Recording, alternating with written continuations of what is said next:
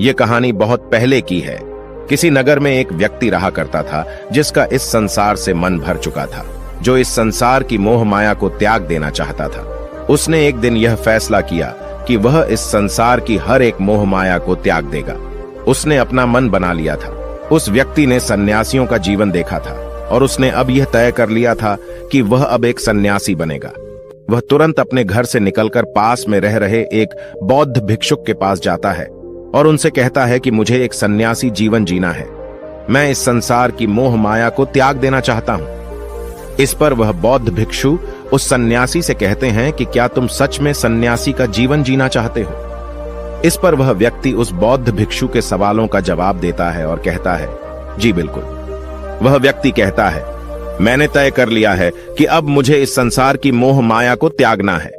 उस वृद्ध की बात सुनकर बौद्ध भिक्षु कहते हैं, तो ठीक है, लेकिन तुम्हें मेरी एक बात माननी होगी। इस पर वह व्यक्ति कहता है कि मैं आपकी सारी बात मानने को तैयार हूं। इस पर वह बौद्ध भिक्षु उस व्यक्ति से कहते हैं कि आज के बाद तुम मुझसे कभी नहीं मिलोगे।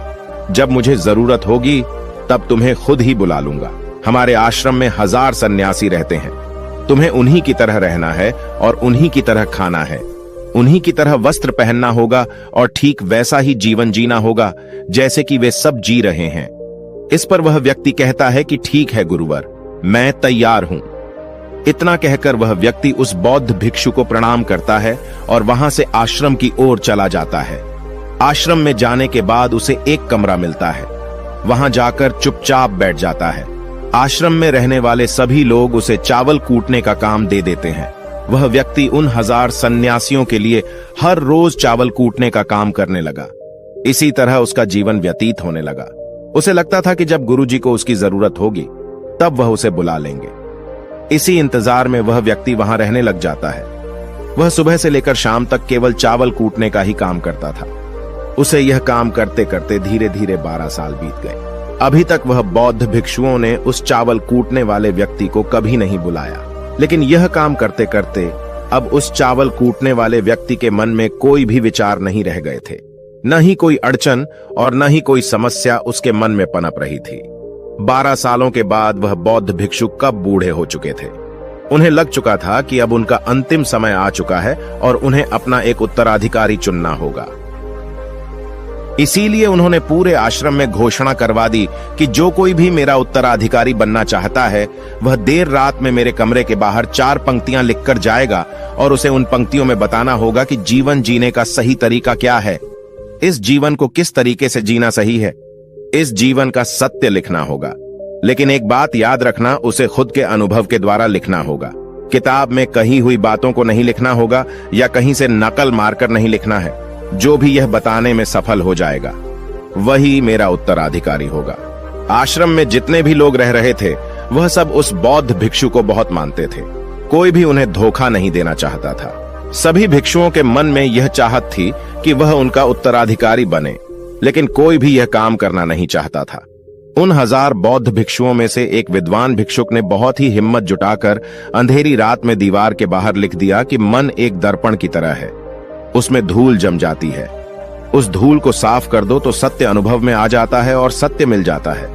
ये 4 पंक्तियां उस शिष्य ने बड़ी हिम्मत जुटाकर अपने गुरुवर के कमरे के बाहर लिख दिया। अगली सुबह जब बौद्ध भिक्षु उठे और कमरे के बाहर लिखी 4 पट्टियों को पढ़ा और कहा कि किस मूर्ख ने लिखी है, मेरी दीवार को किसने खराब कर दिया है, उसे पकड़कर अभी मेरे पास लाओ। जब आश्रम में सभी लोगों ने पता किया तो पता लगा कि वह विद्वान शिष्य उन पंक्तियों को लिखने के बाद रात्रि में ही उस आश्रम को छोड़ दिया था, क्योंकि यह विचार उसके अपने नहीं थे। और विद्वान शिष्य ने जाते जाते अपने कुछ मित्रों से कह दिया था, सुबह अगर गुरुवर को मेरी कुछ 4 पंक्तियां पसंद आई तो वह लोग मुझे बता देंगे, और अगर इन 4 पंक्तियों को पढ़ने के बाद गुरुवर गुस्सा हो जाएं तो तुम सब मेरा पता उन्हें कभी भी मत बताना। आश्रम के सभी लोग चिंता में पड़ गए कि कितनी अच्छी पंक्तियां तो लिखी हैं उसमें, फिर भी गुरुवर नाराज क्यों हो गए। इतनी अच्छी बात तो लिखी थी उसने कि मां ने दर्पण की तरह है, अगर उसे साफ कर दिया जाए तो उसका प्रतिबिंब अस्पष्ट दिखने लगता है।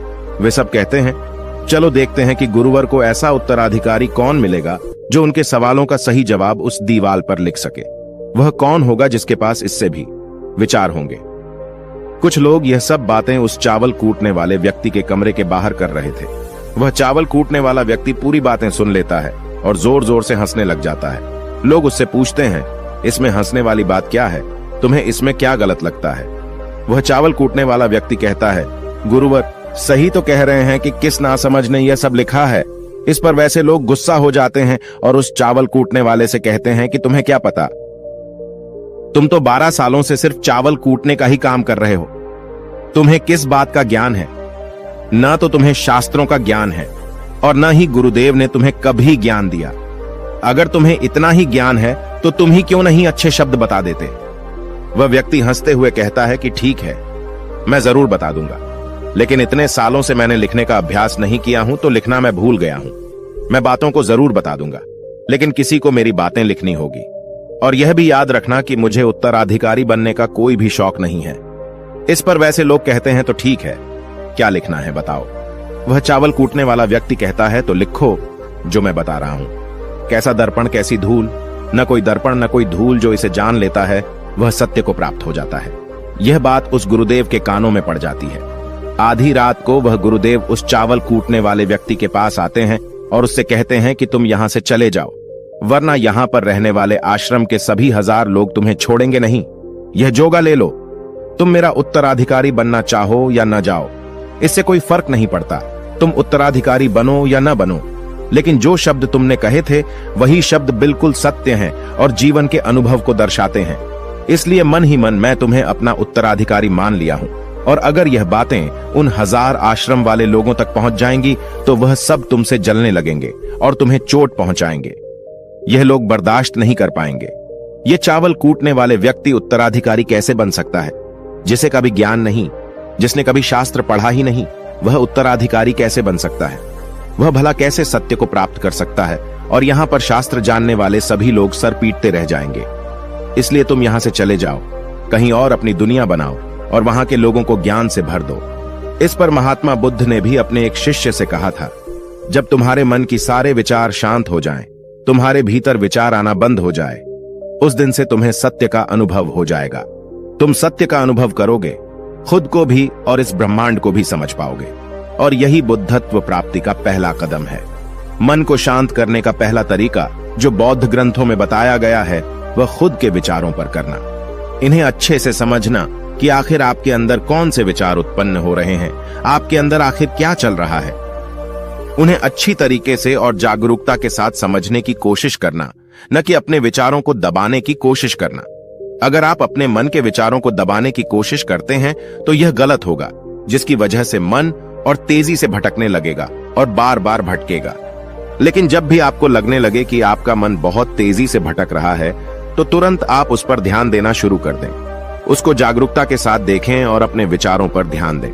निरंतर प्रयासों के बाद आप पाएंगे कि आपके अंदर विचारों को जागरूक होकर देखने की एक आदत सी लग गई है।